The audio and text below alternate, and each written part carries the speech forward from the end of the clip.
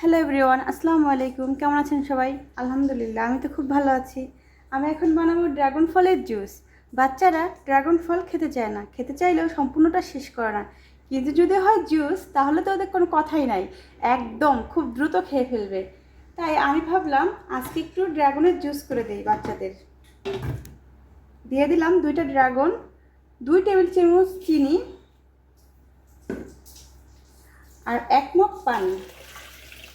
একদম সাধারণ এবং স্বাভাবিক, কিন্তু বাচ্চাদেরা বাইরের জুস খাওয়ার থেকে যদি আমরা ঘরে এইভাবে নিজেরা জুস করে খাওয়াই, তাহলে বাচ্চারা পুষ্টিও পাবে আর আমাদেরও ভালো লাগবে। ফলের সম্পূর্ণ পুষ্টিটা ওরা পাবে।